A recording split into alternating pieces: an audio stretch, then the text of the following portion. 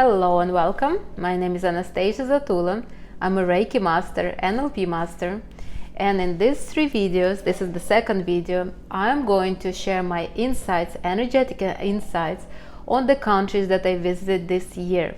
Now, this is not my usual contest. If you know me, you know. But I did wanted to share my insights because a lot of people are asking me, what do I think about other countries energetically? Every continent, every country, every collective subconscious has a particular energy, and these are my insights. Remember, insights are something that is inside of me, and the outside world reflects it and brings it to light. So you might not agree with my insights because my insights are a reflection of my perception. And I'm grateful to those other countries that are basically showed me where my faults are, where I'm lacking, where I need some kind of development. Now, I would be glad to kind of discuss with you. Maybe you have some insight, maybe you agree or not agree. I would love to hear that from you. But these are my insights, please. I'm not going to offend anybody. I'm not trying to get political. I'm not getting anywhere. Only from the energetic standpoint. That's it. You know, every country has its good things, bad things, shortcomings, not shortcomings. This is not really, we're not talking about that. Also, I'm not going to be sharing what restaurants you should go, where you should stay or something. I'm only talking about energy, and you decide whether you want to experience that energy or not. All this country, I would go again. Maybe I would just build my experience a little different. But I love them all, and obviously they expanded me. They added different perception to my mind and overall to my energy. Now, yeah, at certain points I was dropping, so my energy was like this. I would be dropping, but it was a lesson, and every lesson is good, as we learned from the previous video. The biggest insight from all the countries that I've been to is that if you are sometimes when you're grounded in your 3D present situation in your country, you might be even stronger than somebody who comes with a strong energy.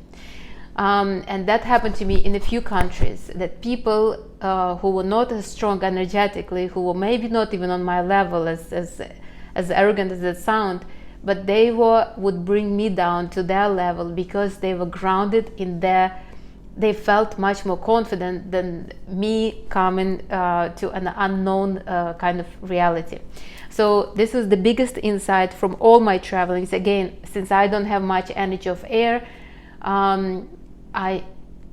that's something that I'm working on. This is something that's really not as easy for me.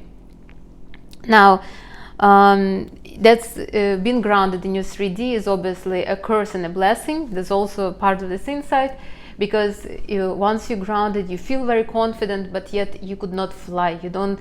There is a limit of how far you believe you can get. So this is the biggest insight from all the countries. Now, today we're going to talk about Turkey, about Greece, and about Montenegro. Yes, so in this video, these 3 countries. And again, this is the countries that I was kind of going through. In last video, it was Italy, Serbia, and Russia. And I was just going after one another. I would spend 1 month at least in every country. So Turkey is not the country that I was first time in. I was there already before, and I have mixed feelings about it, but they're not bad, they just mixed. Some excited and some not so excited. But Turkey is something that really, really helped me to develop in certain areas, and I will share you what are those. I have a lot of insights. So in this particular year, I spent a month in Istanbul, and then I spent a month in Antalya, which has a little different energy. Istanbul is a big kind of city. Antalya is a smaller city, but still vibrant as well. And I will share you the insights. I'm not going to break them on parts. Now, these are my insights, energetic insights from Turkey. Working hard doesn't mean making a lot of money. Chaotic actions only make you busy, and focus on small goals. Large changes happen with calm energy. This was my insight before, when I went to Turkey prior. couple years ago, I was there with my sister. We would travel this route, and I remembered that I felt like this. And on these trips, I also felt the same way. Like, I see a lot of people there, they're making a lot of noise, a lot of actions, but those actions are making small results. Why? Because the focus is on those small actions. You see, making 2 cents here, 2 cents there is a good thing, but really, if you're too busy making 2 cents here and there, will you ever make $2? If, since you spending all that energy on those 2 cents here, 2 cents here, you see. And again, why did it came into my mind? Because maybe this is the same with me. Maybe I'm trying to sometimes focusing on a few things instead of focusing on one big thing. Something like, for example, the other day, one of my clients said, why don't you do mentorship? You know, if you mentor somebody, instead of doing like smaller consultations, you can do like a mentorship program. That made me think, you know, this is not the first time somebody telling me that. And that mentorship program is obviously much more expensive. So this is something, again, it was shown in me. And sometimes we are lost in this small little tasks instead of focusing on something big, on one big kind of project. And diversification is obviously, since I had my previous career in finances, is a good thing, but as long as it's not really devalues you. Like, I saw a lot of people who would be like hustling for a few really couple dollars here and there. I mean, why not to focus on something big? And I always was somebody who, for something big, I always thought that if I'm in a corporate, why not to make the most money I can instead of smaller amounts? So this was my first insight, really strong insight. Every time I'm there, I feel like this. And again, when you're spending too much energy here and there is nothing left at the end of the day. There's no energy left to dream big, to think about something else. And this is important. But every time I go to Turkey, every time I think like this, I'm not sure, it's always comes up. But again, this is a comfort for many people. They feel like being busy, making them important or whatever, making them, keeps their mind on something. Now, another insight is staying busy keeps your mind from wandering. That's a good and bad. This is coming from the previous one. You see, I like Turkish people because they are not really getting into any political situations. Why? Because they're focused on making a few dollars here, a few dollars there, and they don't want to disrupt their kind of this routine that they have going on. And maybe it's not a bad thing. You see, when you don't have a routine going on, you're trying to create some kind of troubles for yourself. It's not always exciting troubles. Sometimes it's just basically you're looking for something to occupy your mind because you have nothing going on in your life, and that's not always good. And this is something that I admire about Turkish people. They stay away from all the politics, all the trouble. Yeah, sometimes maybe they're here and there, you know, a little bit like trying to be pleasant to everybody. But why do they do it? Because they're self-centered, focused on their own profitability. And this is something that I probably should be more focused on, and I would advise you to be more focused. When you're focused on yourself, you frankly don't care what's going on among your neighbors,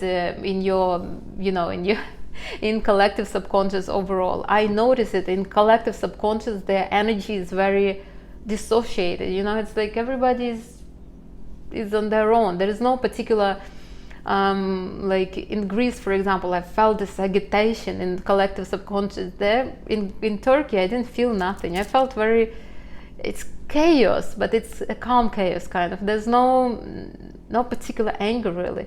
And this was my insight. Another insight is being optimistic raises your vibrations. I didn't, that's not in everybody, but I noticed that people there, some of them are really opportunists, you know, like they really believe that, like they almost remind me about new generations in United States. That they believe that everything is possible, and they truly vibrate high. I almost felt it like this, you know, like sometimes they say stuff and I am all positive, you know, I'm all into something, believing into the great stuff, but sometimes they say something, I'm like, are you completely delusional? Even for me, this is a little, but I feel that they are vibrating higher, they're feeling great about themselves, and they're attracting opportunities. Maybe those opportunities are not exactly where they want them to be, but they still attracting them. So that was my reminder to kind of keep it high, you know, not ground myself completely in anything. The other one is, being grounded too much does not allow you to dream big. You start doubting yourself. This was also that's an opposite. So when somebody is too grounded, and as I said, this was an insight throughout all the countries for the most part. When you're too grounded, you don't allow yourself to expand. You don't allow yourself. So you basically have a limited belief of how far you can go, and this is never too good of a thing. You see, like you must understand that you can reach as far as your mind allows you. It's hard though when you're like super grounded in one area of your life. You see, like for example, I met this this guy. He was just, we were just socializing, and he had particular dreams, but his family was very grounding, and he couldn't believe in his dreams. And he said, "I'm glad that I met you, because you made me believe." I did his natal chart, and I told him, yeah, you can, this is what you need to do, this is where you need to do it. I gave him like a time frame and everything, and he was he felt really great. He felt like I gave him wings. I only gave him wings for a couple months. In a couple months he reverted back, but still it was a good opportunity. So when you are too grounded, you don't see the opportunities in front of you. You are even afraid to see those opportunities in front of you. So this is another thing that I learned from in Turkey. This is it's good and bad. Why good? Because when you're grounded, you're somewhat happy with what you have. You're satisfied with what you have, and you're okay with having maybe not everything that you want, but still you're kind of happy. Now, on the other hand, again, if somebody wants something like bigger in life, it would be hard to reach because you're too grounded. The roots are holding you really, really tight. So, and one more, this is my insight: people with lower vibrations will take more because they can. This is not to sound mean, but you see, when you're here and somebody is here, people will want to get something from you, whether you want it or not. Why? Because you're higher, so you have more energy, more available energy, and everybody will want to grab a little bit more. And they will, unless you could be really strong. Now, but if you are not grounded and you're strong, they will grab, especially if there is a lot of those people around you. So, and they will be satisfied and somewhat not even appreciative of the energy they grab. They believe that they conquered it, like when you go and you find the wild strawberries and you just gather all the strawberries and you eat it. Are you thankful of the strawberries? No, you're thankful of yourself, that you're so great that you found and grab all those strawberries. And this is what happens, that sometimes people on the lower vibrations, they will take more than will take more just because they can, just because there is an opportunity. And it doesn't always mean good to me, because if I am not, if I'm higher, I will be dropping for them, and that's not always good. So what needs to be done? Either I will bring these people up, or I will stay on my level and limit the communication, and just stay within my aura. That's what it is. Actually, this is not only Turkey, some other countries as well, but for the most part it was Turkey, and I would say that men in Turkey are more masculine, because they would grab and grab and grab. And I'm not talking about relationship wise, right? It could be anyway. You go to the store, you start talking to somebody, and somebody will be grabbing your energy just because they can, and just because you have, and just because they want to. And that's just how it is. They will try to touch, to hold the hand, to do something just to get the energy. So sometimes when you have lower vibrations, you're more ambitious because you want, and you're trying to grab. People with the higher vibrations do not usually search for energy around. That was my insight. I hope it makes sense. It made sense for me. I hope I explained it. I explained it right. Now this was Turkey. Again, Turkey is amazing place if you want to work on your energy of air and energy of energy of earth. If you want to feel really strong and grounded in where you are at this point in life, on your strengths and your weaknesses. You see, Turkey is probably not the place to feel nurtured, because you won't feel nurtured there. I mean, people obviously cater to you like everywhere else. I mean, they are very hospitable, but again, this is not a place where you will feel super loved like Italy. Italy is an abundant country, abundant in their mind. Turkey is not. Turkey is ambitious and hungry. This is collective subconscious, right? So if you want to feel truly like abundant, and maybe Italy is a better place. In Turkey, you can ground yourself, you can feel great about yourself, about your accomplishments, and you can move from there if you are able to withstand the influence of the collective subconscious. Overall, I am grateful to Turkey for making me stronger, for making me more resilient, more focused on myself. You see, you can lose the energy if you're not too much focused on yourself. When you focus on yourself, you will be fine. You will be really strong.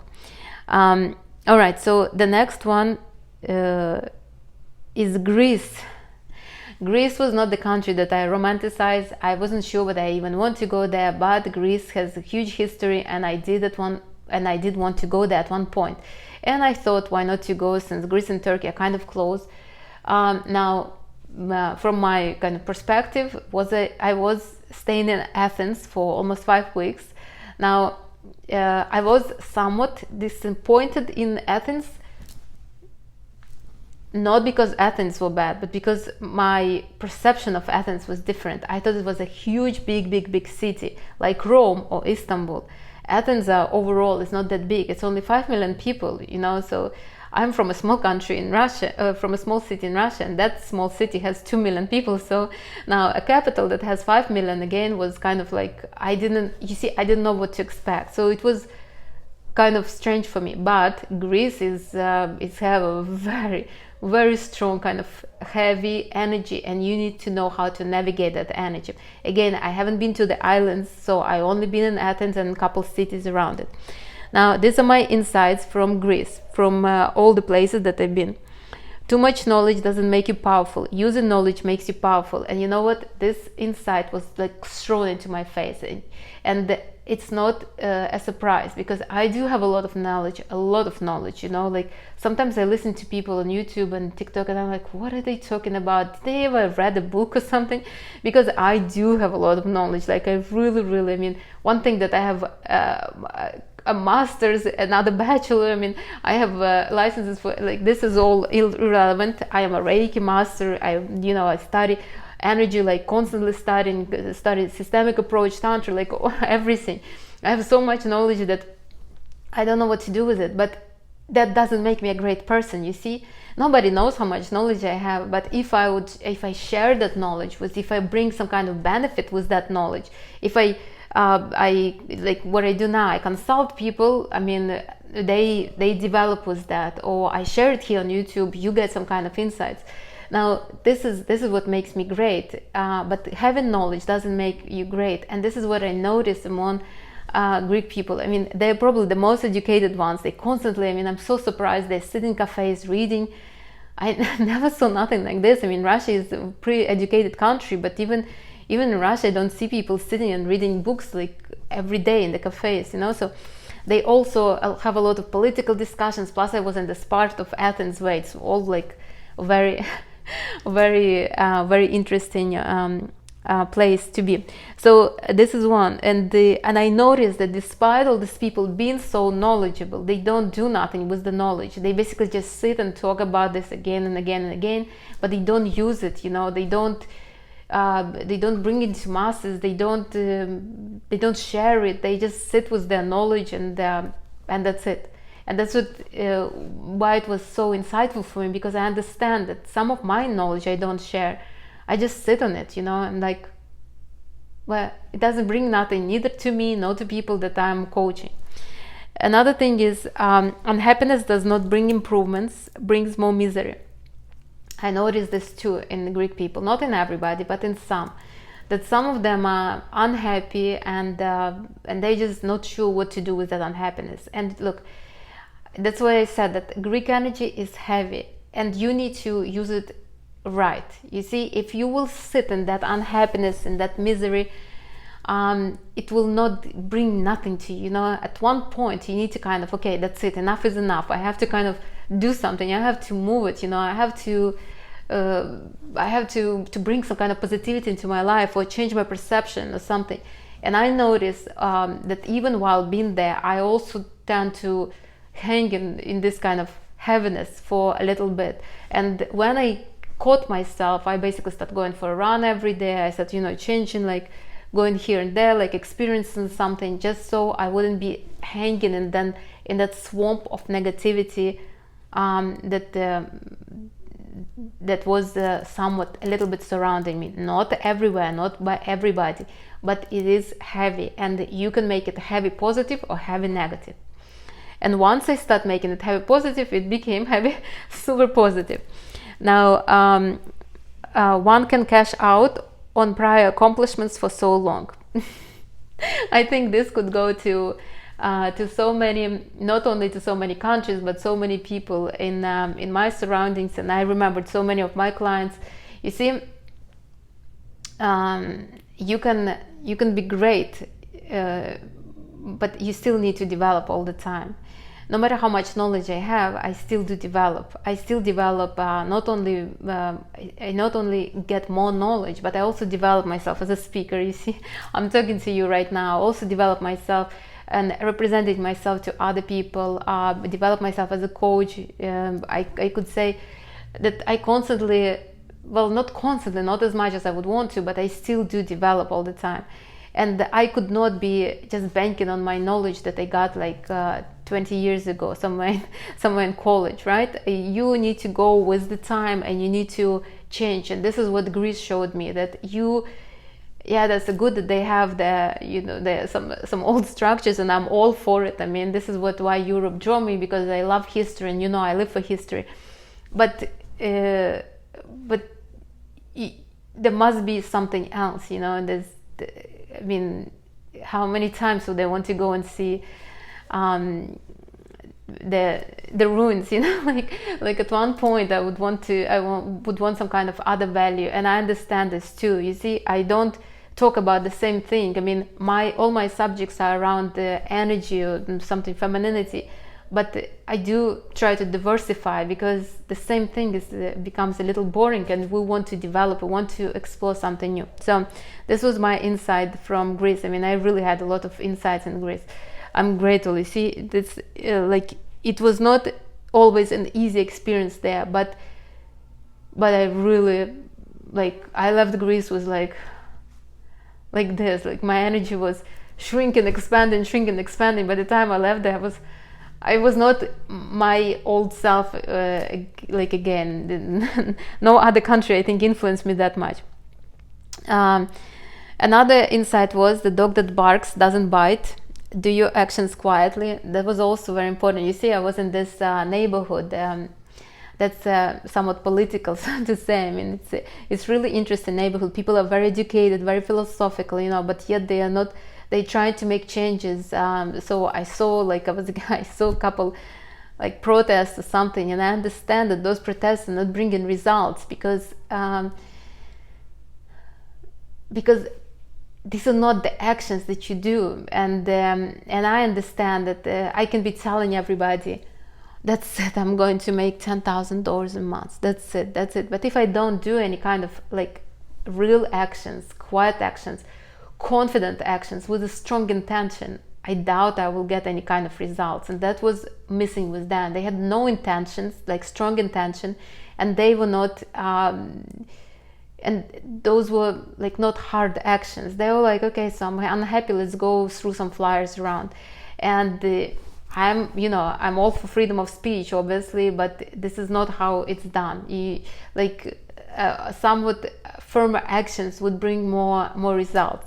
Again, this was my insight, because it is inside of me. I felt like this, like if I'm speaking about something and I'm not doing actions, or I'm just talking and not doing actions quietly and consistently, I doubt I'll bring the results. So yeah, I can be talking, but the actions need to go with that. And just loud demonstrations, loud proclamations is not an intention making, honestly. So this is another insight. Again, not to be harsh on my Greek hosts. And the last one is the most rewarding part of life are usually not the main ones.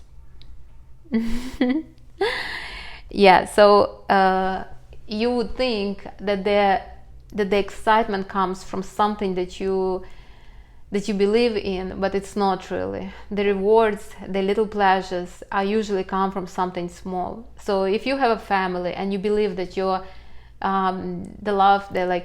whole life is surrounded around this family, and your family is your only pleasure, you might be seriously mistaken. Maybe the pleasures come from you taking 2 hours a week to make 2 hours of, I don't know how often you do it, 2 hours every 2 weeks, to do a manicure or something like that. And this is what it is. Like in Greece, I mostly enjoyed, I had little pleasures like that, like going to the beach, and I wasn't close to the beach, or going to the market every Saturday. It was so cute.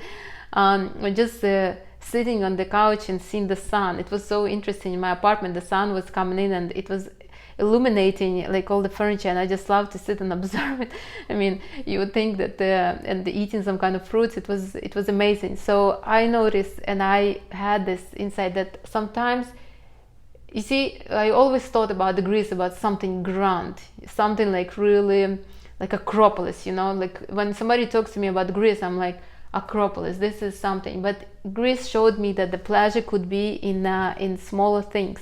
And those smaller things, like fish, I bought fresh fish and I cooked it myself. I never done it. Like usually I buy frozen fish or fish from supermarket. And this was really, really, truly insightful for me. Or for example, where I was staying, the internet was not so good, and I had to find outlets to where I could work from. And if you watch my video, you knew my struggle, but I did found, and I really enjoyed those places. Those places opened me up to the society and actually helped me socializing and making new acquaintances with people around me. So this is something that Greece taught me. Another why I had this insight from Greece is because I noticed how people there, like in Athens, there are no like very fancy shops or nothing like that, and I noticed that a lot of people are not really fashion focused. Like they don't really, they're more focused on what they have here than what they have outside on them, and I've really respected them for that. I was really surprised. I mean, I like to go do some shopping, look around, but I really appreciated them that they focused on other things, and the other things like they could sit and drink that Freddo, what is this? Some like a cappuccino, but it was iced, or coffee that was iced, and then they make it like flashy, like it is interesting drink. Like coffee was iced and in a mixer, and they would just sit and they would drink and read their books, and they felt so great, like they're so confident in their simplicity that it really opened my eyes to something else, opened my eyes to being maybe different. It's not everything, the wealth is not in the material always. So, and I think that's what makes them somewhat strong. Anyways, these are my insights on Greece. Let me know what you think. I know that most of you, at least those who listen to me, at least those who I coach, go to Greece, but usually this is islands and the experience there might be different, and the energy there is probably will be different. But again, I wanted to experience I have different interests. You know, I'm all for history, for kind of cultural. So I wanted to experience something different. That's why I went to Athens, and I'm happy that I went there. It wasn't the most, not, it was not always the most pleasurable, but it was definitely insightful and very, my energy, as I said, by the time I left, I remember I was in the airport and I was like, I will not be the same. Like it was just different. Would I go to Greece again? Yeah, I would. I would probably structure my vacation a little differently, but and I would not be, you know, Greece is like an older relative that has a lot of wisdom. You just need to be open with your mind to grasp that wisdom. That's how I would summarize. But you know, even the older relative could be a little not as wisely knowledgeable. So you basically need to take what you can and leave what doesn't work for you. This is how I would summarize Greece. All right, and the last one for this video is Montenegro. Montenegro is actually a small country. A lot of these countries were for me like an eye-opener because I really hardly even knew that they existed. I mean, sorry, but I'm an ignorant American like that. No, I mean, I knew that they are somewhere, but what are they exactly? Who are they? Like this, I was not, you know, and that's why I'm so happy that I went on these vacations, because on this traveling, because it was high time for me to acquaint myself with the countries and with people in those countries. I did travel before, obviously, but not as deep as I did this year. So, Montenegro. Montenegro is a small country close to Serbia and Albania. It is a very interesting country, and Croatia on the other side. It's all in the Balkans too. It's a country that has this kind of idea that they're in Europe, but yet they are not Europeans.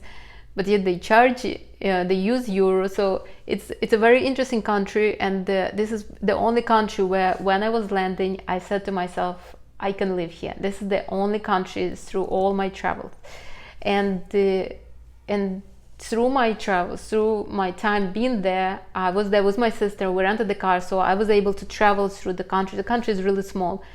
I was thinking again and again. I was returning to this. Will I live here? Can I live here? And till now I am unsure, but that first impression was very strong. You see, nowhere else I came and I'm like, oh, I can live here. No, nowhere else. But this country really had some kind of like, it really hit me. So my insights in Montenegro, less is more. That country is so minimalistic that you kind of start appreciating it. It's like, you know, you think, yeah, maybe it works, you know, like the airport is so small and you land somewhere in the field but yet you feel like, oh, it's so glamorous, and this is just so strange.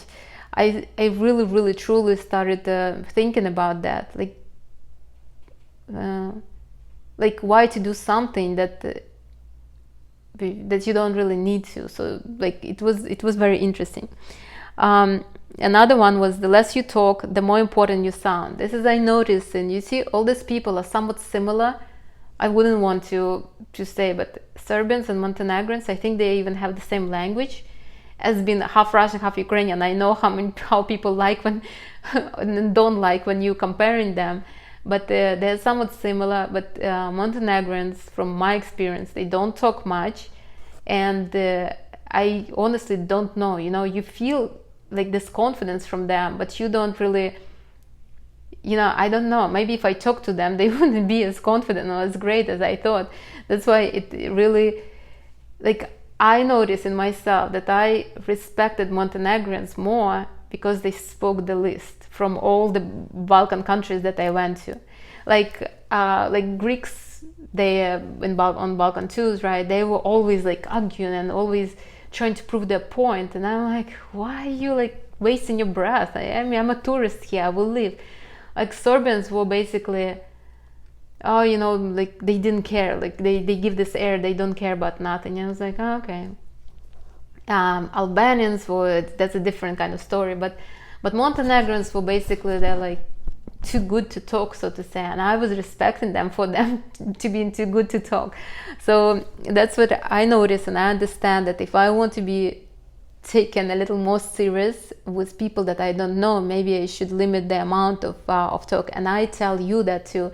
When you go on a date, don't try to to talk and talk and talk. I mean, stay to yourself and let the other person impress you. This is what I notice among Montenegrins. They don't try to impress you at all. Up to you. You came, enjoy, no, get out, like this. And they were not apologetic about nothing. The roads are congestion, not my problem. The prices are super expensive in the restaurants, whatever, like this. They were not, even one time we went to this cafe and there was a tip left. Till now I don't know whether it's good to leave tips or not, because the guy just took the coins and threw them out on the street. So you have like this strong respect, because you're not sure what these people have in mind or how they talk. So for me it was an insight. Don't really show your whole soul to the whole world. Keep something to yourself. Keep your energy within your aura, and you will come off as a much stronger person, much more powerful person.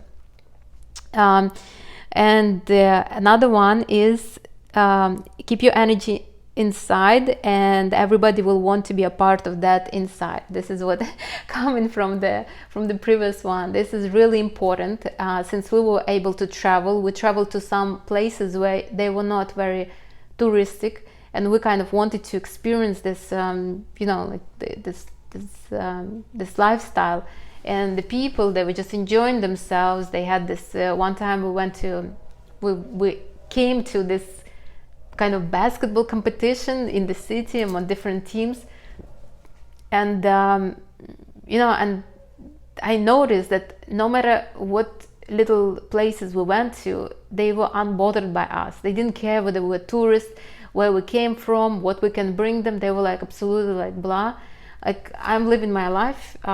You kind of want to join in, you can, but if you don't, you don't. And we wanted to join in because we were not dragged into, you see, like nobody was they were just enjoying their life, and I wanted to be part of their life because they were enjoying it. So, and this is what I'm telling to all my women all the time: feel the pleasure inside of you, and everybody will want to be part of you, part of this pleasurable experience. Feel the pleasure. Masculinity will start drawing into you all the time. This was my reminder, and I really felt it with them. Really, really. I mean, they were just within themselves, people that were coming from their countryside to Budva and to Kotor to be on the beach, and people that were living in the small towns. They were just focused on their everyday and enjoying their everyday, and you kind of wanted to, can I be part of that everyday? And this was my insight. When I started enjoying myself, they all wanted to be part of my life as well. But on a stronger level, you see, I was enjoying, they were enjoying, now we're strong partners, kind of. And this is the life lesson, and I think not only for me, but for a lot of people. And one more, act as the future version of yourself. I think this is, a lot of countries, a lot of people in many countries want to act like this, but I think Montenegrins can, because they live in some kind of delusional perspective of their life. Now, why is that? Because their country, they just recently became independent. They're a small country, and they believe that they're Europeans. They use euro. They are not in European Union though, but they believe like they're already there. So that's why their currency is euro. I mean, it's very interesting to observe them. They act just like European country. I mean, they're in Europe, but it's just kind of Balkan side, right? But it works for them. You see, it works. You're treating them like you are in Europe. Like you see, Albania is right next to Serbia, is right next to them, but you don't act like you act in Montenegro, in Serbia, and Albania. Why? Because I don't. So this is my insight. You see, I felt it like this. I felt this energy of this superior kind of, well, almost that kind of feel. So if you want to be somebody else, something else, start acting like that, and trust me, people will start reciprocating and start treating you the way you want to be. You see, and I was not acting differently in Montenegro because they use euros. No, I was acting differently because they were acting differently, and that's what it is. And this was an insight for me. They showed me that if you want to be somebody, you have to you have to act like this, and you have to be confident with that. You see, if you just act and you're not confident, you would not be able to pull it through. And the last insight for Montenegro is you need to name your price and be sure of it. Doubts create chaos. This was a really bright example for me, really strong. You see, when I came to Montenegro, I was like, what is this? A small country with no really extensive history, like Greece. You know that there is a lot of things, but Montenegro, not to offend anybody, but I really didn't know there is something in Montenegro. There is, apparently, you know, and we went to these amazing cities. I mean, they have so much history. If I knew, I would go there before even Italy, but I didn't know. Nobody knew. Like, I don't know a lot of people who would tell me, oh, you like history, you should go to Montenegro. So, I mean, I was really surprised, and so when I came, I was like, why the prices are so expensive? The prices are more expensive than in Miami. For what? Like what's the deal here? The prices are more expensive than in Italy.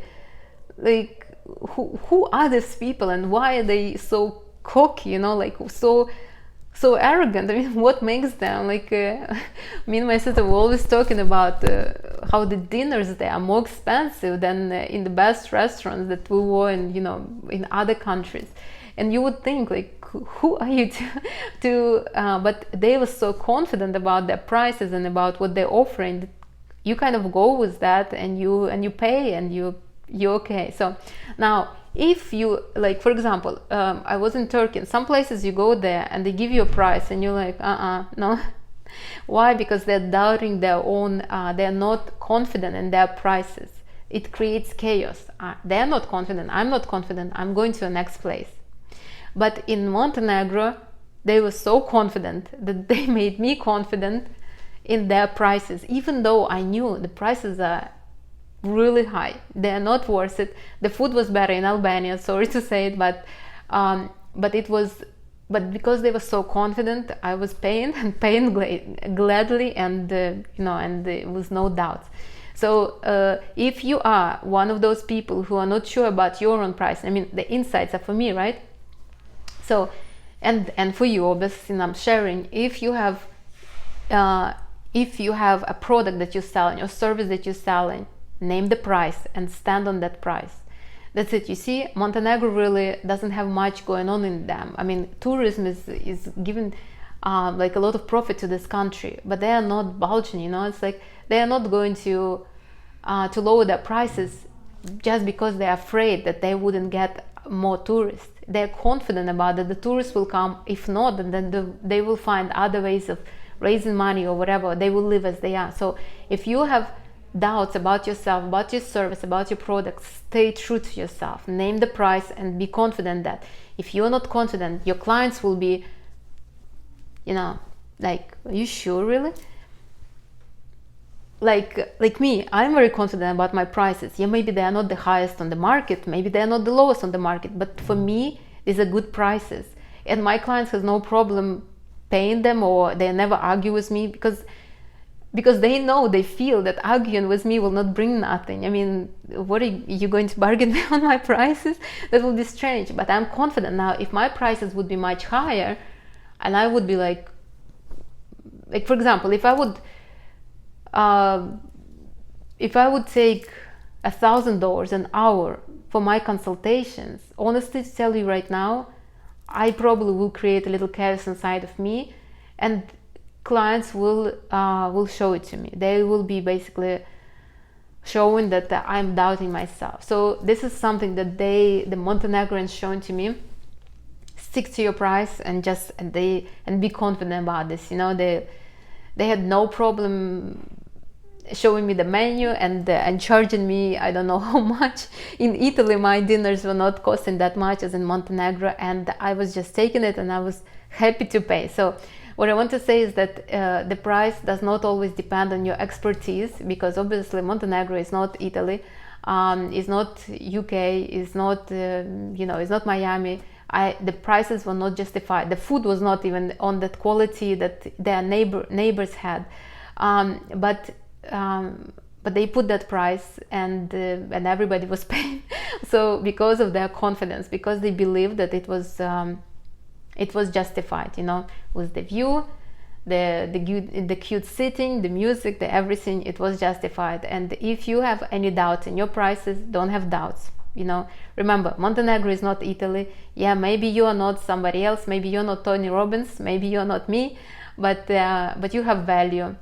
Put your price on yourself and just stick to that price, and that's it. And stay confident. If you will get clients, you will get clients. If not, then not. But don't doubt yourself. All right, this is it for this part. Again, I have 3 parts. There will be a 3rd part, and in 3rd part we're going to talk about Albania, Czech Republic, and Mexico, and I will talk. There was one more that I missed. Where is it? There is another insight that I wanted to mention in Montenegro, and since we are on this, no, I'm going to mention it in another one. So these are my insights for these 3 countries. Again, I'm not meaning to offend anybody. This is just energetic insights based on the collective energy, the country energy, the continent energy. No offense to nobody. I mean, obviously I'm not political, I'm not getting into this. I'm feminine, so I'm looking from a feminine perspective. Again, it's not really up to me to tell you should you travel there or not. I think you should travel to every country, just because your energy will change and adjust, and you will see you will never be the same person. But these are my energetic insights. I would recommend you to go to all these countries, just because you will see how different your energy will be. If you have any other insights that you want to add, please do add. I would gladly like to hear, because I'm sure I missed some, but this was the strongest one that stayed with me for months and months and months. Again, that's it for today. I will see you in the next video. Please enjoy your day. Bye everybody.